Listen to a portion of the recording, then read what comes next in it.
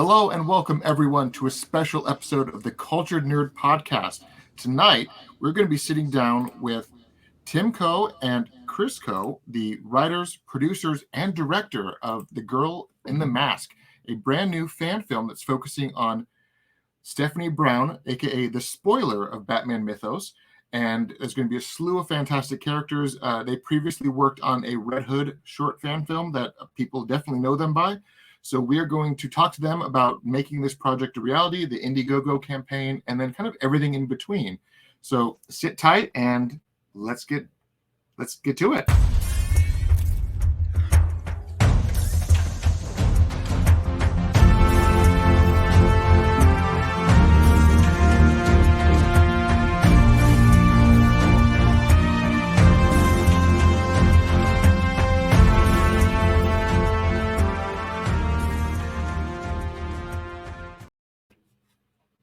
I should unmute you all now because you're all there we go.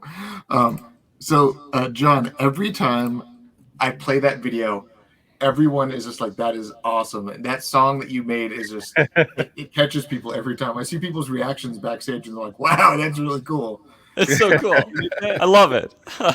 Glad you guys like it. But thanks for coming, guys. I was actually put on to you guys by one of my writers. He found out about the project. He did this awesome write-up. He introduced us, and it's honestly really cool. Thank you. Thank you. Thank you. Thanks so much for having us on, Taylor and John.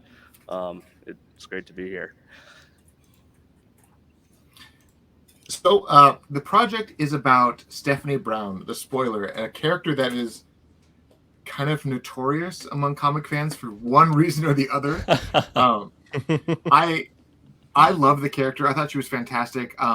People kind of recognize her the most from being her recent incarnation of Batgirl.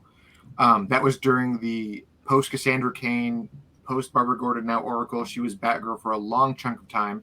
Then they had like the multiple reboots of her, and now she's back to being spoiler. But notoriously, she was most reviled as Robin, and that's when I remember reading a lot of her was during Robin and the whole War Games storyline. And such an unfortunate storyline. It is such an unfortunate. It was honestly, I remember reading it. I'm like, this is actually the perfect setup because she initiated this War Games scenario to try to like rid the crime of Gotham. But she didn't realize that this one persona, Matches Malone, was the crux of the whole thing. And she's like, why didn't he show up? And the Batman's like, because it's me, stupid. And I was like, oh. I love that. I love those panels where Catwoman's like, I can't believe, Batman, why didn't you tell her that Matches Malone was you? I love like how could you be so dumb? And then of course, Stephanie just she's ambitious, and I love that about her. Well, she was always one of those characters that, like, she had talent. She was very much like the opposite of Tim Drake. Like, she had the talent, she had the notice, but she was trying to prove her worth to Batman and everyone else, and it always kind of backfired. While Tim Drake, he proved his worth by showing up at Wayne Manor saying, I know who you are. Yeah. And Batman's like, all right, you're in. But Stephanie seemed to have this, like, major disadvantage to everyone else in that same regard. Yeah, it always felt like she was overcompensating for something, What you kind of already answered the question, but what intrigued you about this character and wanted to kind of put her in the spotlight? Well, I guess we have to start with Red Hood.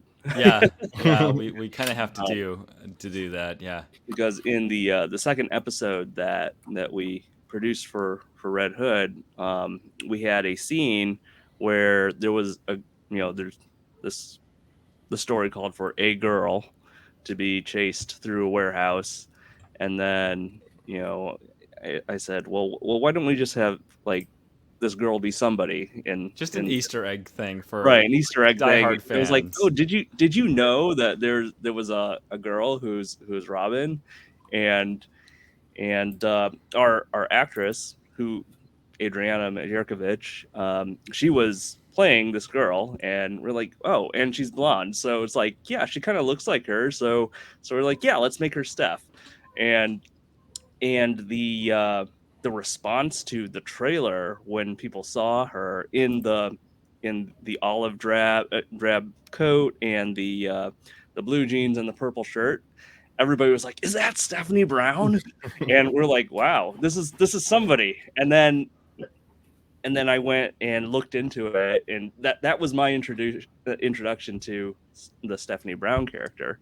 And I was like, hey Tim, this is like a really cool character, we got to do something like just about her.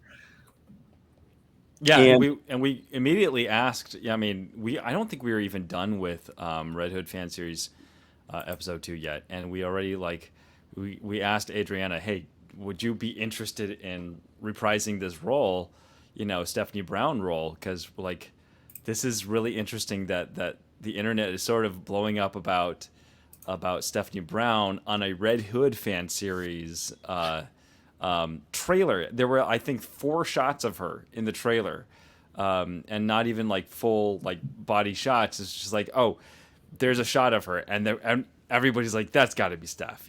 She's got the purple shirt on, she's got the green jacket on, and it looks like Steph. And there was no mention of Stephanie Brown in the trailer itself. And then we released the episode, and people were just like, "Oh, it is Stephanie Brown. We knew it," and so it was just like, "Well, Adriana, do you want to reprise this role? We might do something with this." And then at that time, Chris started like reading every single panel. yeah, there's a Stephanie Brown wiki that has a chronological, you know, list of every issue that she's in, and I basically read through the whole thing, that whole list from beginning to end. Um, and that's put together or maintained by an Ian Miller, and so I'm indebted to him for maintaining that, and that was kind of like my deep dive, my binge into Stephanie Brown, binge reading. So I guess, I mean, our initial interest was just like, wow, there are Stephanie fans out there that are craving Stephanie content. And at that time, once Chris started delving into the character and learning more about Stephanie Brown and sort of what makes her tick, and why she was introduced, and then of course the war games and the whole Robin thing, and then eventually becoming Batgirl and all of that, it was really, really interesting to us that the motivations of this character was what it was. Yeah, I think something about Stephanie that really appealed to me as a character is that she really has a very full character arc. I think like John said, that she starts out as kind of overcompensating, right? And she wants to prove herself, and she really grows out of that as definitely after War Games.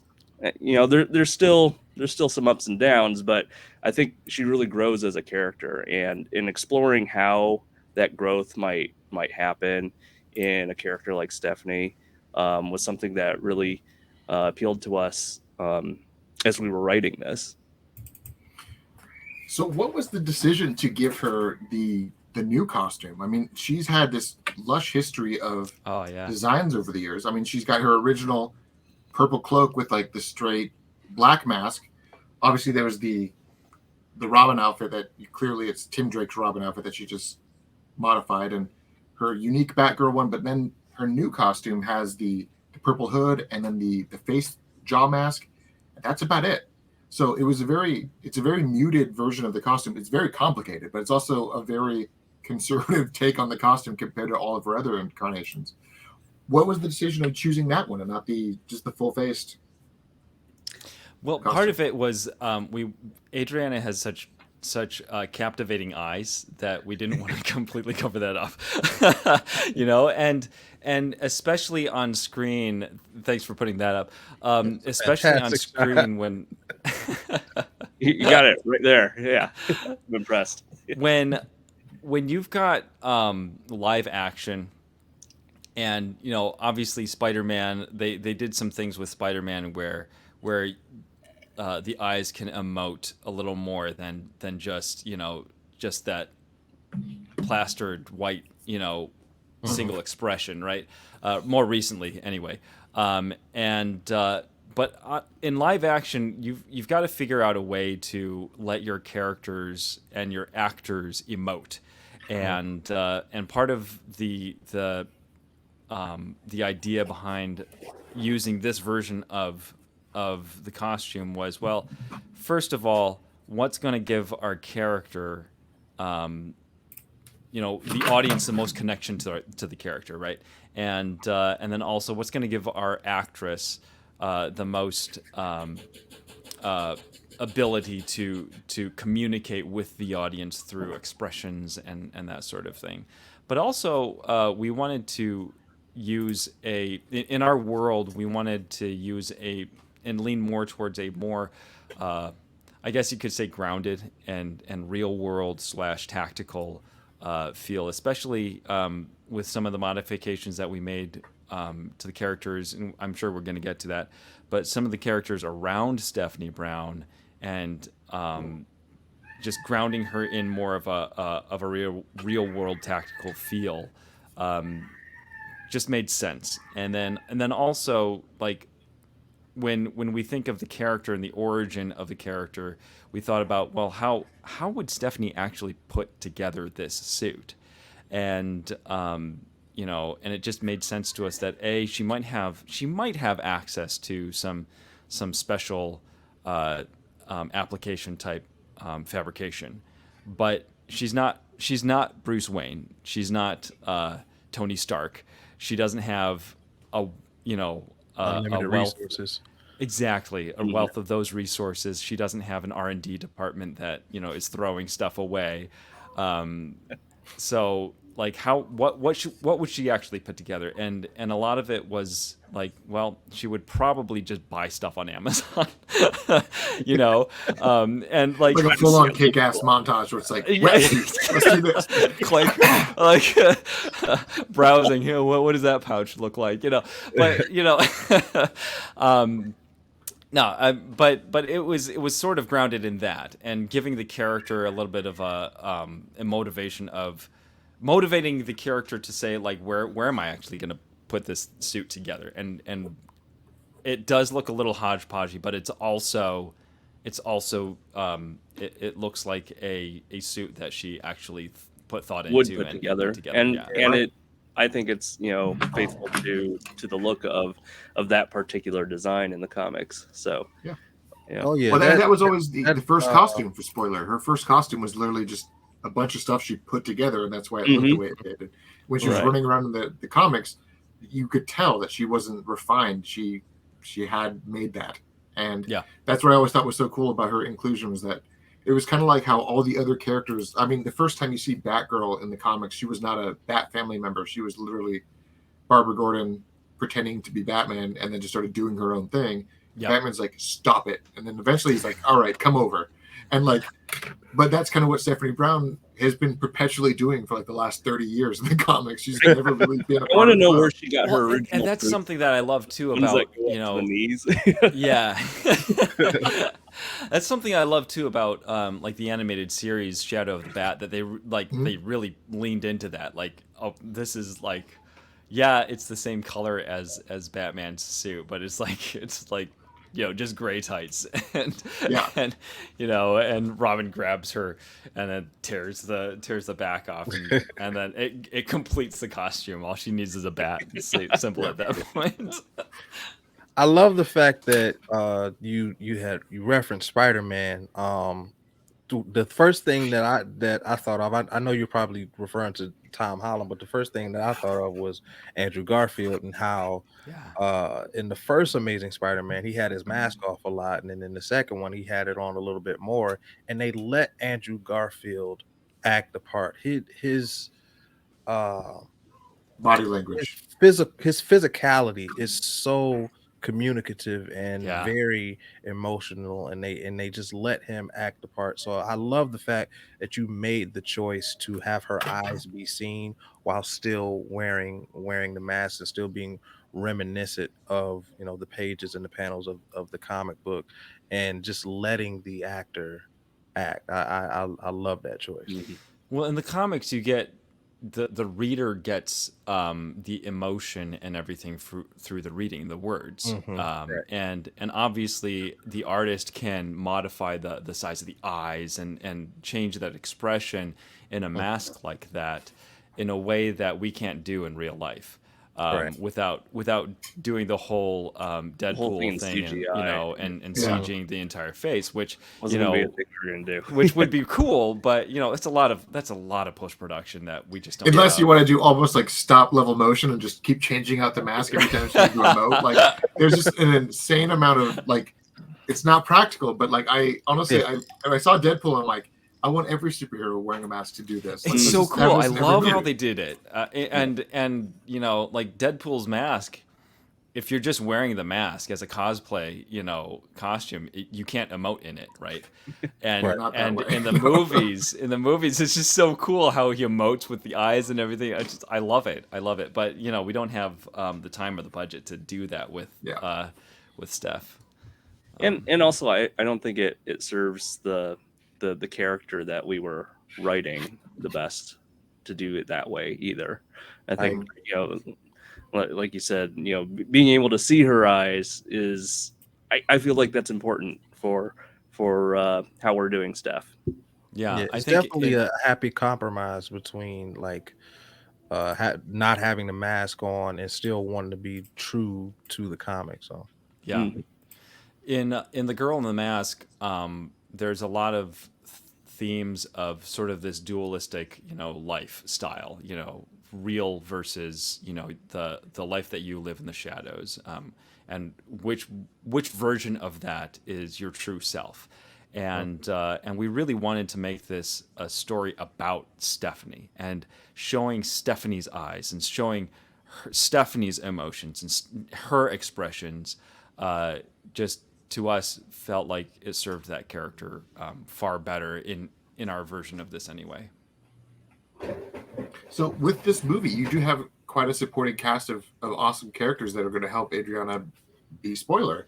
I Yeah. mean, you've got Tim Drake, Red Robin, which is a fantastic character. He's been always like, if Batman has his Catwoman, spoilers, Catwoman is Tim Drake. It's always been that way. It's kind of like, Mhm. and vice versa. Like, despite what they're doing with the character in the comics currently, I've always felt that Tim Drake's perfect match was always Stephanie Brown. And that's what they wanted us to believe for like 30 years. Yeah. But with the casting of Batman, you guys got Kevin Porter in That was the most incredible. Yeah. yeah, and I remember watching this trailer and I'm like, oh crap. Okay, there we go. It's Batman. I'm like, this is it. Like, I mean, that's how we felt as soon as he like put the mask on. It was like, oh, we have Batman in the house.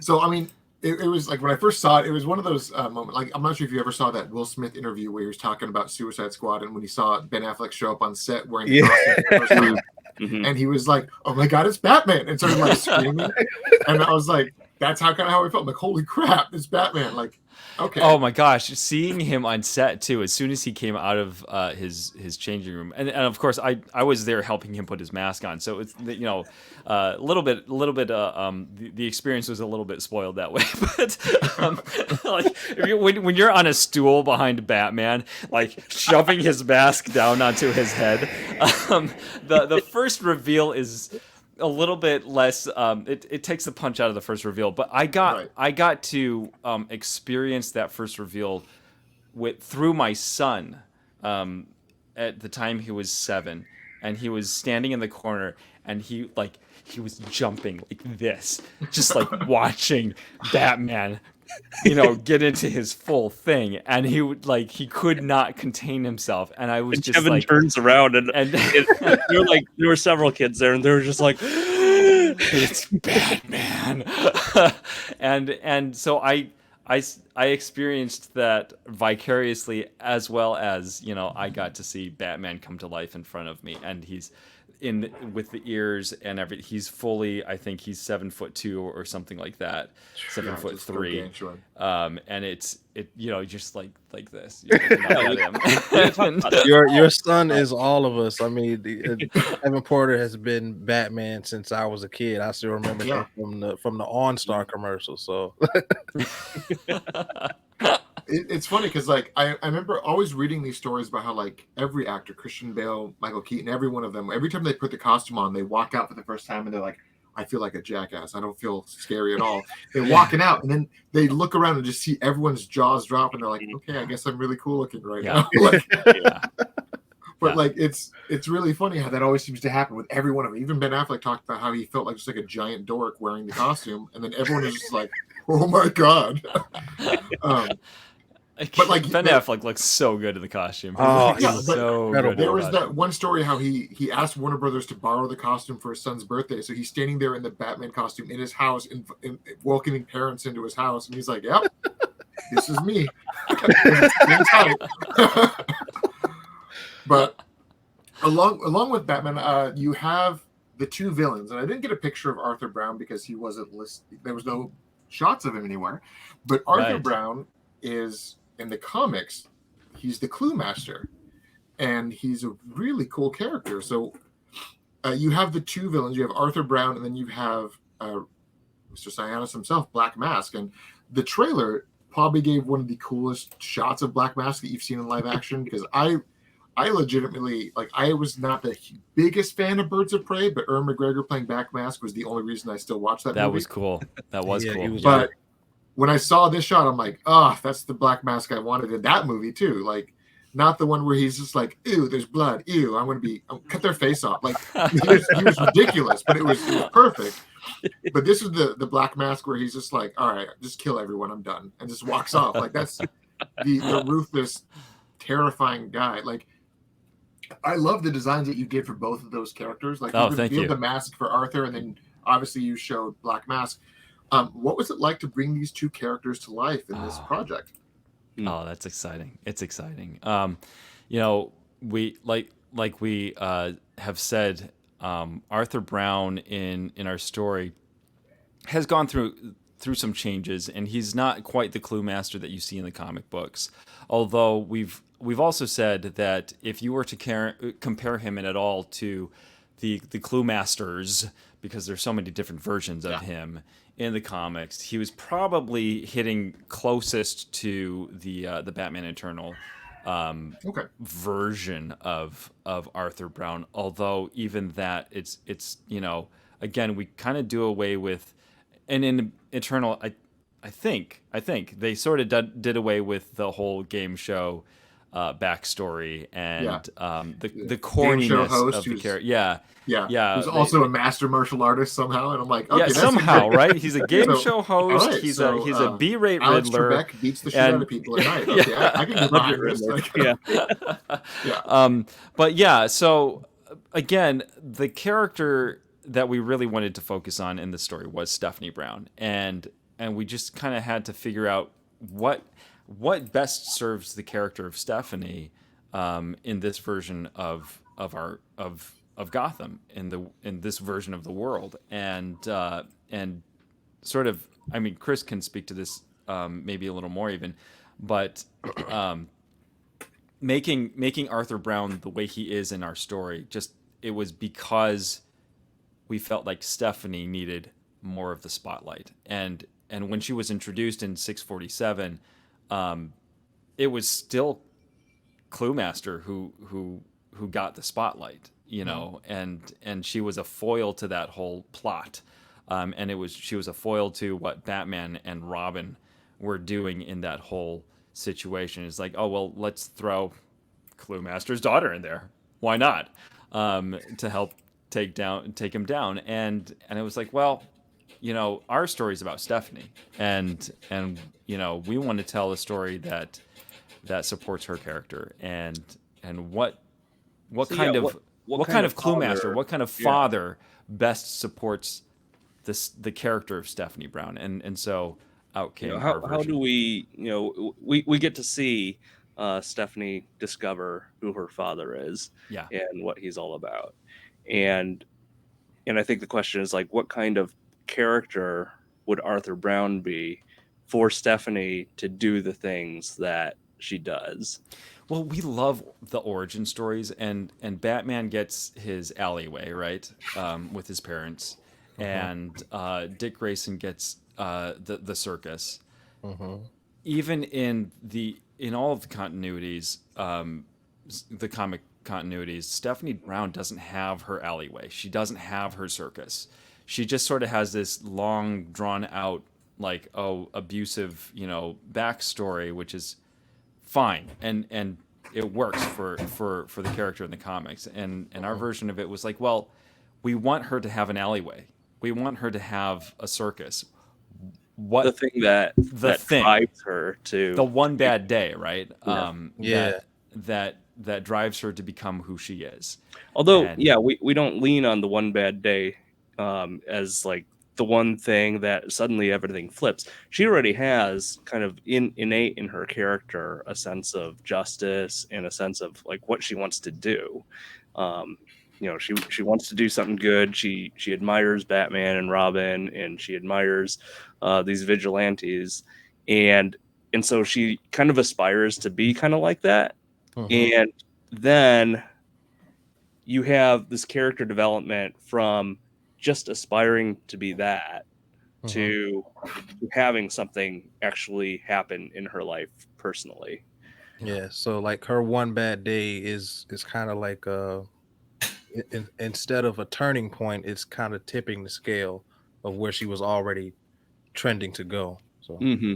yeah, But I mean, her that's always how it's been in the exciting comics, though. I mean, every character, good and bad, has their one bad day, but the villains take it poorly and the heroes rise above it. yeah, And that's how it's exactly. always been. It's been that crux moment. Like Batman had his one bad day where his life shattered, but then he turned it around. I mean, Tim Drake even had when his dad was murdered by Captain Boomerang, he had his one bad day. He could have gone on a murder spree, but Batman kept him and said, no, we're going to make sure that you get through this. And he became a better version of Robin afterwards. Yeah. So every character has their one bad day, but the So heroes. what do you do with it?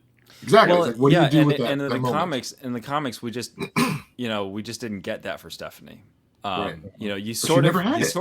sort of, kind of get that in Batman Eternal, Eternal, but yeah. it was like her one bad day is she accidentally stumbled into a secret villain hive gathering In her happening in her living room that she overhears some things and sees somebody, and now her dad wants to kill her. I was like, well, I don't know. That doesn't serve Stephanie's character the best. So, as an origin, as a one bad day kind of thing. So we've built a situation, and we won't get into the details of that situation, but we've built a situation where she definitely gets her one bad day.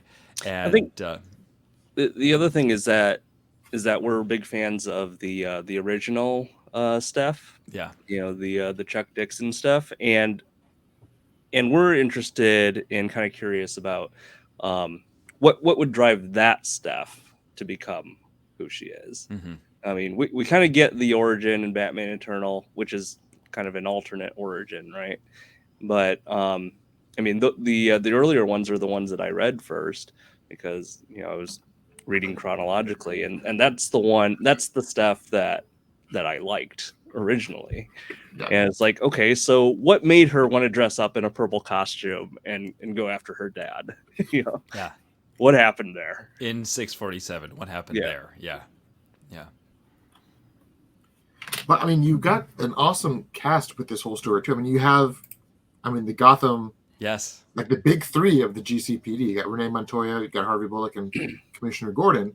So you have this tremendous supporting cast to help flesh out your version of Gotham. And your version of Gotham, from all the previews, is some really cool concept art. But I'm really wanting to see where you take this. Like, do you have?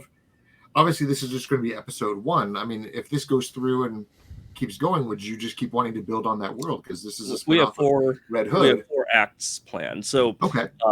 we have the entire thing written already. Yeah, And it's a 150 page script, Okay. essentially a 2 hour feature length story. we originally wrote it that way, and then we realized that we probably need to break this up Right. into a few different chunks. But yeah, I Um, mean, we don't have $250,000 lying around to produce, Right. you yeah, know, or 400,000, whatever it would take. But but also it was what happened is that when we decided to do that, the script actually kind of naturally fell into kind of 4 acts, and it's like, okay, well, yeah, and each act has kind of its own emotional arc, right? So it's not act one is just going to end on this huge cliffhanger, like in the middle of something, and you're like, wait, that's it, that's the end. um, it actually it brings you to kind of a cadence yeah, and a point in the story where it's like, okay, something has happened, and then you're going to be like, okay, so what happens next? But something has happened, and each one of the acts is 1, 2, and 3 are structured that way, just kind of naturally. Okay. yeah. In terms of building the world of Gotham too, yes, I mean, it's very much viewing the world and the city through and all of the rest of the supporting characters through the lens of Stephanie's eyes, and as she, you know, delves more into the darker side of Gotham, and if she as she delves more into and begins to become more, let's say, mobile as a vigilante in the city. You get to see more of the city. The city opens up and expands, and the world sort of opens up as we continue on our story. It starts out rather small, where it's just like, well, she doesn't have like all the tech that Tim Drake and Batman have. Yeah, she can do stuff. She's athletic and everything, but she doesn't have her grapnel gun to start out. She doesn't swing rooftop to rooftop. She's just very grounded, as any other real person would be, and also her day to day life is very mundane in one sense. Like, it's very real. Like, she's a college She's a student, and college she student. she Yeah. goes to class, and she puts together her Amazon bought suit stuff, and then she goes and hits the She streets. argues with her professor. Yeah, and then as the world opens up to her, as she becomes settles more into this role of vigilante, spoiler, and interacts more with specifically Red Robin and Batman. You know, we see more of the city, and we see more of what it's like to be a vigilante soaring over the rooftops of Gotham. So So I don't know if you have caught this yet, but um, we're big fans of, or at least I'm a big fan of the No Man's Land story arc. So when we decided to situate this in kind of sort of a timeline, it's like, okay, so what if Steph is starting out right after No Man's Land? So it's a little bit displaced from where she is in the comics, but it's still very rooted in the No Man's Land kind of context, right? So Gotham is rebuilding, and that's the Gotham that we get to see, is like Gotham kind of starting to come out of the ashes again, right? After being cut off from the rest of the world for a year or whatever. Um, and and so Stephanie is like, okay, you have this optimism in Gotham, and you have Stephanie, who's very optimistic kind of a character. So you have kind of a parallel there between Steph and Gotham, and then you see what happens. That's so relevant to the world now. It's Mm, kind of like Stephanie Brown is in a post-COVID world. which we're in right now. So that's awesome that you Post, fingers crossed. Fingers crossed. Trying to find out what the new normal is or how to get back to what we Right. thought was normal. right. Well, and that's yes, yeah. I think that is relevant, and I think that is that is very much kind of where Steph is at in our story, where she's used to the old Gotham. She's used to the villains of Gotham. Just taking over the streets. She's used to Batman having to be active every single night, and Batman being on the front page and the GCPD just scrambling, and and she's also used to seeing this her world in turmoil, and in our story it's like, well, she wants to be a force for good in that. She wants to make a difference for the city and bring good things about in the city, and she's trying to do that at the story beginning as much as she can, though she's not very skilled in it yet. So I gotta say, we wrote this in 2019. Yes. Before Actually, we started in 2018. we started writing in it 2018. yeah. We completed in 2019 before COVID happened. So the Yep. girl in the mask has no relation to people wearing masks. It's just in 2020, it was like, oh, now the girl in the mask isn't like that unique anymore. Everybody's wearing masks. Half of the country is a girl in a mask. It's like, Okay. Exactly. We're gonna stick with it. So with every fan film, every production, I mean, even the big budget, all the way down to just to fan art, everyone takes inspiration from something, right? I mean, Matt Reeves with the Batman, he took a ton of inspiration from Jeff Loeb and Tim Sale. What was your guys' main inspiration? Was there any specific books that you wanted to pull from, like visually, aesthetically? Any movies? Was it all like, oh, we liked how Chris Nolan did that, or we liked how Matt Reeves did that? Like, what was your thing? What was your I gotta say, motivation? animated series. Animated series all the way, man. Yes, all the way. All the way. That's what we grew up with, Yeah, and we used to watch that like every day. And that's Kevin Conroy's Batman Kevin Conroy is the voice of Batman. Yeah. And when I read the comics and His voice is the one you that is hear. the voice Yeah. I hear. Yeah, Absolutely. right? Yeah. There's millions of people like that. Like I still, every book I'm reading, I'm like I had a book for the No Man's Land. I actually have the novel that they wrote, like they adapted I have into that too. a book form. And when I was reading it, all the animated voices were what was the voices were, and I'm like, wow, Gordon's really Mark hardcore Hamill in is this Joker, book. and So no, 100% animation. So definitely there's the animated series, and is, I guess, is a little aside, but the first thing that drew me to Kevin Porter was that he sounds like Kevin Conroy sometimes. And then he's got that timbre. He can really force it down and become Batman. But really he cool. also does that dichotomy of the Bruce Wayne where he's like kind of goofy, kind of a put on Bruce Wayne, right? Yeah. And then he becomes Batman in a second. But Kevin has his own take on it. Kevin Porter has his own take on it. So he's not a Kevin Conroy clone, but there's a connection there. There's definitely, I guess they're playing in the same ballpark, right? Mm-hmm.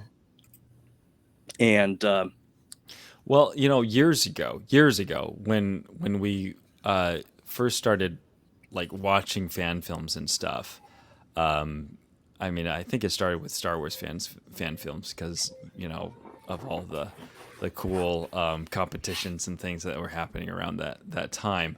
But we started watching Batman fan films, and one of the ones that just stuck with us was The Truth of the Mask, and that was a film where Kevin Porter played Bruce Wayne opposite Riddler, and he was never in the cowl.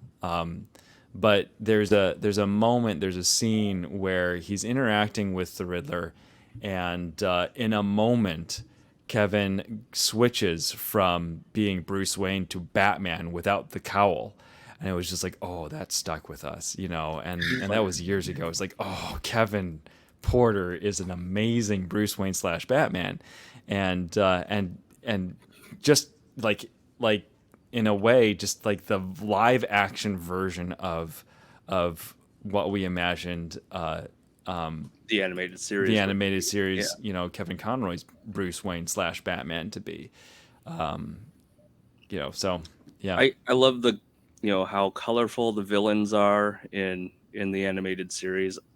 I love how intelligent the writing is. Yeah. How deep and emotionally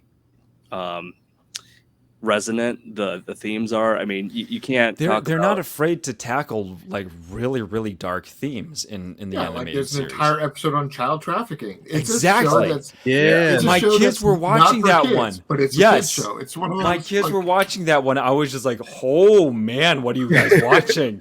Like, I don't remember this episode, but man, that's kind of scary. That bad guy with his alligators, and I was like, oh my god, this show is insane. There's that. It was the Invisible Man one where he has this invisibility suit. That there's a chemical that is also driving him mad at the same time. Yeah. And he tries to kidnap his own daughter, and like it's the creepiest thing where he's like visiting her every single night as an invisible ghost, as her imaginary friend. He just has an imaginary friend. And it's like, oh my goodness, guys, this is so creepy. But I knew watched exactly what they were doing back then. Yeah, so wild time for animation. So that gave us the boldness too to say, hey, if the animated series Batman can tackle issues like this, then we can also deal with some serious things that we want to themes and issues that we want to deal with as writers. Without being crass or grotesque, graphically violent, anything like that. Yeah. I mean, I think for me, I'm not sure about you guys. The first time I saw a fan film that hit me, that made me realize that fan films can be more than just fan films, I think it was actually, I was in high school. It was 2003, I think. It was Batman Dead End. It was that first fan film where there was like Batman and Joker versus Alien and Predator. It was like this really second reveal. When I saw that one, I was like, okay, so people can really make fan films something that's truly elevated. I think that was the big shift, where that guy showed up at Comic-Con. He showed the video. It was like 8 minutes. Everyone lost their minds. And then within like 24 months after that first thing came out, then the big renaissance of fan films came. Yeah.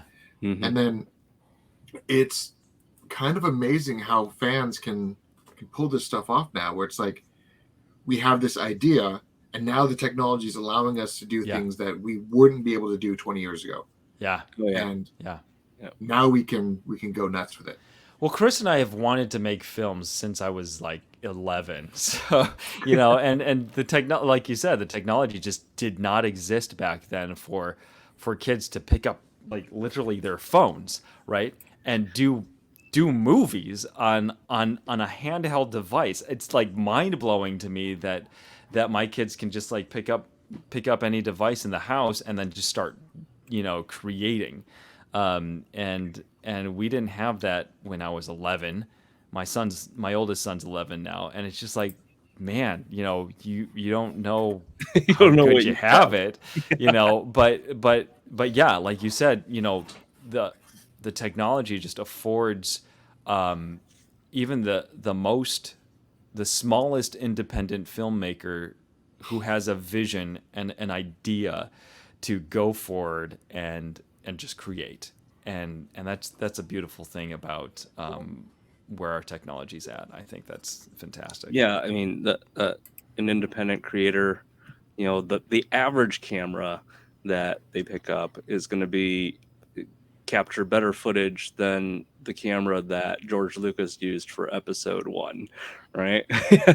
And that's just mind blowing to me. That's crazy. Yeah. Even that is insane. Like, you can argue that, okay, my cell phone camera is better than George Lucas's original trilogy, but it's even not, the but prequel trilogy, like you can kind of argue that I can run in 4K at 120 frames a second, Yeah. That's something that they could not do. And Right. people now, like Zack Snyder himself, showed the power of a cell phone during his Snow Steam Iron, I think it was, where he just made that short film on his iPhone, and he was just like, Oh, you just have to have a vision. Yeah. Yeah.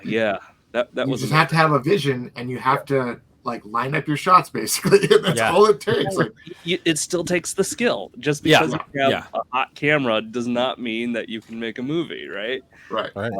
You still got to know, how to line up your shots. Like you say, you got to know how to light your, if you don't light it, you're not going to see it. But that just shows you that like anybody can do it. If you've got an iPhone and you've got some, lights out of your garage and you know where to put them, anybody can come up with a fantastic shot. And it's just going to be the raw talent of the person behind the camera and writing it, driving the story forward and practicing it. Practicing the craft, I think is I mean, raw talent gets you so far, and then you have to see how things turn out and see what works. And Chris and I have, we have over a decade of commercial production experience at this point. So that's kind of our background. I started in wedding photography and like, how do I get the best wedding shots? Where do I put my bride and groom in relation to the sun, and how do I bounce light and get a cinematic feel for this this event? Because everybody wants to feel like they're coming out of the movies, and that their wedding day is sort of that Disney fairy tale thing. So coming from that and then into product photography and like, how do I light this product or this mask, just perfectly in frame, and what size light do I need? What how far away do I need to put it? And that sort of thing. So Chris and I have practiced those kinds of things for over a decade at this point. And it's just at this point, it's like, okay, now we have a story to tell. It's not just a product that we're photographing. We've got a story to tell, and how do we take these skills that we've sort of built in our professional life and apply it to something that is more story driven and apply it to a cinematic feel.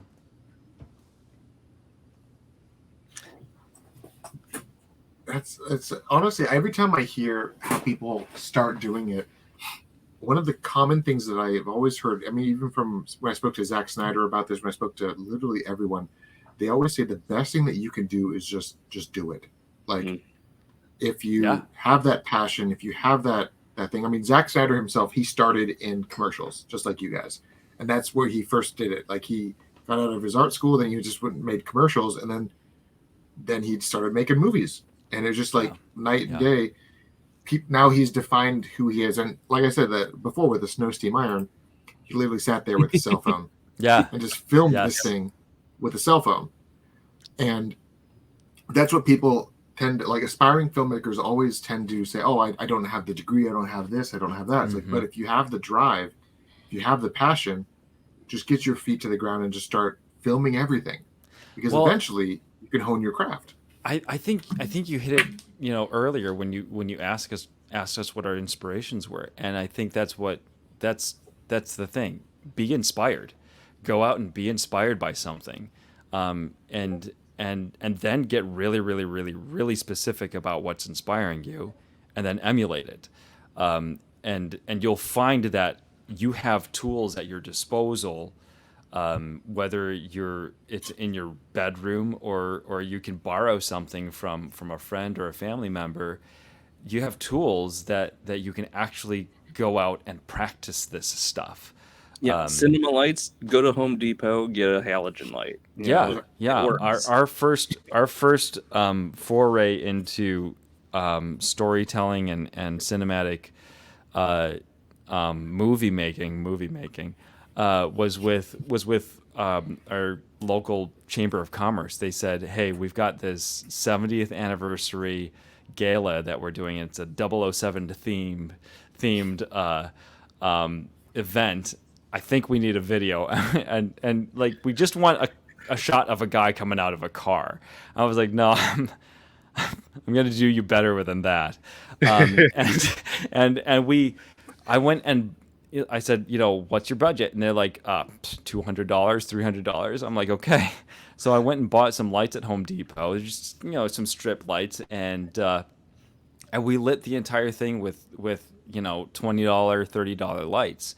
And it's just like, well, how do we place this? How do we diffuse it? Do we need to use like a shower curtain or something like that? And which, by the way, a shower curtain's a fantastic diffusion, material. And you just play with what you've got but be inspired and don't think that you're held back just because you don't have millions of dollars. And just do it and try it and that's how anybody starts and then begins to succeed by doing it. Yeah, I'm learning so much right now because I'm just starting my filmmaking journey, so I'm just soaking up all this information like a sponge. So I get really excited when people start talking about filmmaking. So That's great. Yeah, I love it. I mean, like I've said, I've wanted to make films since I was 11 years old, and I've wanted to write comics since I was 9. And I just, I've got stories in my sock drawer that are just my it's not my literal sock drawer, but my sock drawer. I've got stories that are just like tucked away that I'm waiting to tell, and it's just like I've been waiting to tell these stories since I was 9 years old, and but now with with a step into this and with the Girl in the Mask as sort of yes, we did Red Hood fan series, but the Girl in the Mask is the first thing that we've tried of this scale, and we've really tried and are trying to reach something visually and cinematically and storytelling wise that is just beyond anything that we've done before. So it's a challenge, and we're loving it. That's awesome. Well, I definitely thank you guys for coming on the show today. This has been just an absolute thrill to have you guys here. Obviously, where can everyone find you guys? Well, you can find us on Instagram at Method to Madness Films. That's where a lot of updates are. And methodtomadnessfilms.com is our website. But we have 1 week left. As of now, we have 1 week left in our As of the recording of this. Right.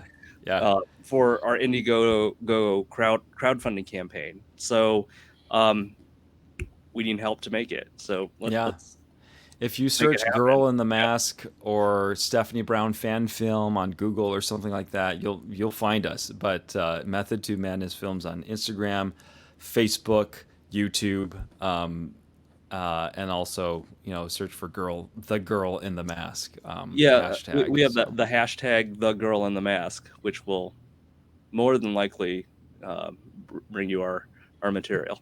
Yeah. And for those of you who are watching the video, you can actually scan that QR code in the top corner that links everyone. That links all of their links. That's their link tree. So it's got their social media handles, the Indiegogo, everything in between. So if you're at home, take out your phone, scan that, and then follow these guys on the platforms and support this project, because it definitely has all the makings of something that is worthwhile for fans of Batman and Stephanie Brown and everyone in between. So don't sleep on this one.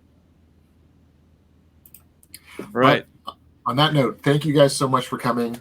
And once the project's done, we'll try to bring you back on and talk more about it, because this is exciting stuff. And I'll look forward to it. Yeah, I look forward for to sure. it also. This has been really fun. Thank you, Taylor. Thank you so much. Yeah, this has been great. Yep.